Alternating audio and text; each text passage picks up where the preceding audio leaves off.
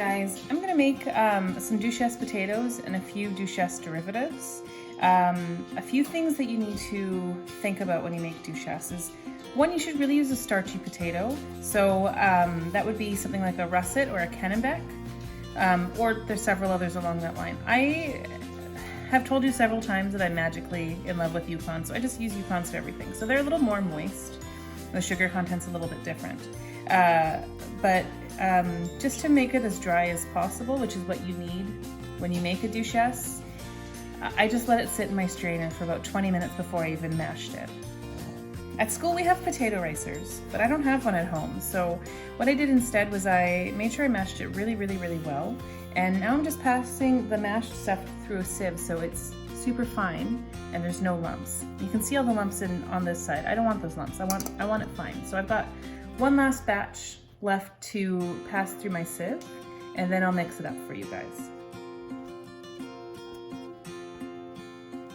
Alright, so the last little bit, and I'm probably not gonna get it all, and I'm okay with that because now that I see this, typical Sean, I've made more than I need, and I'm gonna have a lot. I'm gonna be handing out little Duchesse potatoes to all my neighbors all night. They'll eat it, but they'll eat it begrudgingly, that's for sure. So some things you can do to make this a little easier on you if you don't have a ricer is you could use that ladle trick I showed you when it came to the gazpacho, where you just use a wide ladle and you spin it around, and the contact against the sieve helps get the product out faster. Because I've got the exact right size bowl, I'm not really concerned about that because I know my potato is really close to the bottom of my sieve, so it's not so much about forcing because after a while there's nowhere for it to go. So I'm just gonna leave it like this. I'm at peace with this potato waste. I'm gonna get these underneath. Do my best to get it in the bowl.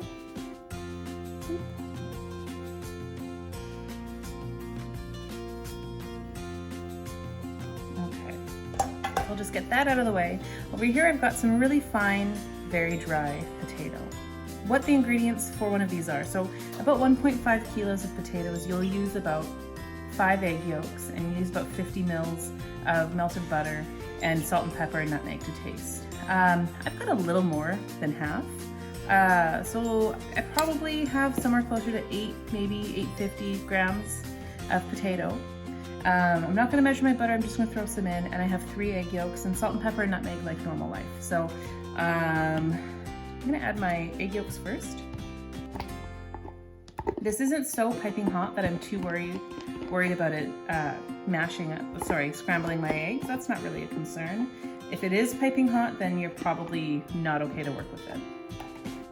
I'll do a little pinch of pepper, not a lot. In real life, so in a restaurant application, you're gonna use white pepper, but you all know how much I hate white pepper. It smells like farm, and I will not use it unless I absolutely have to. And I got a sea salt, because that's just my life. Any opportunity to use whole nutmeg, I'll take, so just a little bit of nutmeg in this. Remember, when you add nutmeg to savory food, you don't want it to taste like nutmeg. What you want is people to eat it and be like, oh my gosh, what's in that? And what's in that is nutmeg. But if they say, oh, there's nutmeg in that, you've kind of failed the mission. And then let's add, so I've got about 50 mils right here of melted butter. I'm just gonna add just a little under half of that.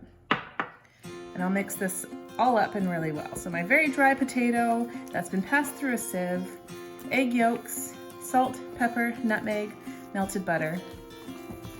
I'm gonna mix it all up together. Oh, it looks very good, actually. So out of this, I'm gonna do, what am I gonna do? 3 or 4 applications of Duchesse derivatives to show you guys what you can do with this really easy recipe.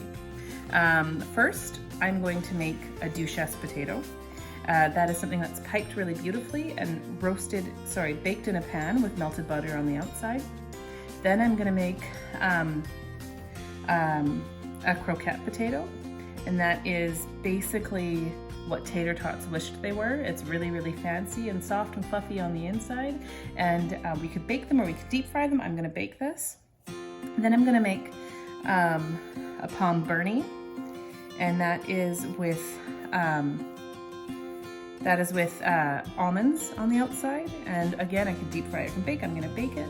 And then I'm also gonna make a Palm William. And that is, weirdly enough, in a pear shape. And it is either deep fried or roasted. We're gonna roast ours. So again, classic Duchesse, Palm Bernie, Palm William, and a croquette.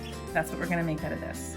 Something else that we can make that I'm not going to make because I just don't wanna is a marquis, Palm Marquis, and that has tomato paste, a little bit of tomato paste added in your base here, so your Duchesse base. All right, well, let me get started on those. All right, guys, so I'm just gonna show you really quickly the classic Duchesse potato form. It is a really pretty, and if you can get it, little rosette. So try to get it tall. At this size, you could probably give 3 proportion. If you guys wanna go bigger, you can go like that and possibly give 2 proportion. It really truly depends on what you're doing. I'm just gonna do a couple more of the medium-sized ones. This I think is the most appropriate for a plate. And then I'm gonna use this piping bag to pipe one long strip, and then I'm gonna roll them into croquette shape. Normally I wouldn't do this with a star tip, but I hate wasting things, you know that. I like my dishwashers and I don't like to waste their time. Okay, so this whole thing, I'm gonna roll into croquette form.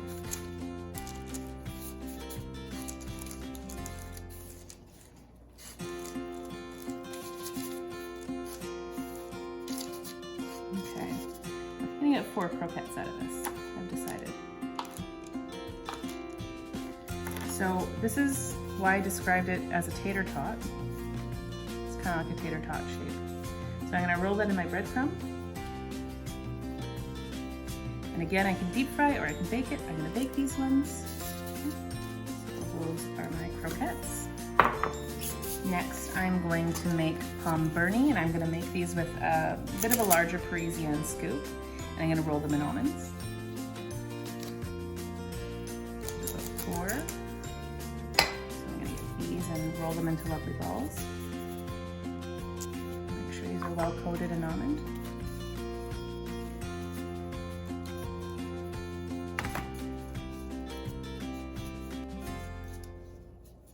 Okay. 1, 4. So those are my Palm Bernie. I'm just gonna move these almonds out of the way. And then I'm gonna make the absolutely ridiculous, super unnecessary Palm Williams. I'm gonna use a scoop to get started with it. I'm gonna kind of make a snowman in order for me to do this. I'll just make you 2 because they're fairly ridiculous.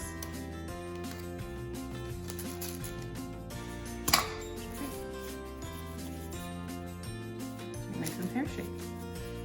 Okay. Second pair, and then I'm going to toss these in breadcrumb as well. Completely unnecessary Palm William. What I'm going to do next is I'm going to throw these in the oven, but first I'm going to put a little bit of butter on the outside of these ones that don't have breadcrumb, and then I'm going to let them bake, and I'll show you how they look when they come out. So just a little light brushing of butter on this guy. I don't want to ruin those pretty little things I made, so I'm just gonna lightly put a little bit on top, and I'm gonna trust that it's gonna go down the sides as it melts and heats up. And let's get a little bit on these almonds. Again, these 3 can be deep fried, but you don't have to. Baking is just fine. Okay, I'm gonna get these in the oven and I'll show you when they come out. All right, guys, so they're out of the oven and they look really good. Here are my classic Duchesse potatoes. They're well caramelized. I like to pick them up to put them on a plate. They're really pretty and nice. 3 bunched together would be really nice as a side. 2 of the larger ones would be really nice. Here are my croquette potatoes rolled in breadcrumb. Kind of looks like the world's fanciest tater tot. here are my Palm Bernie, and those are rolled in almonds, and then you brown them a little bit. And here are the winners of Ridiculous, Palm William. They're adorable in all the wrong ways. There you go. I hope you guys enjoyed this video.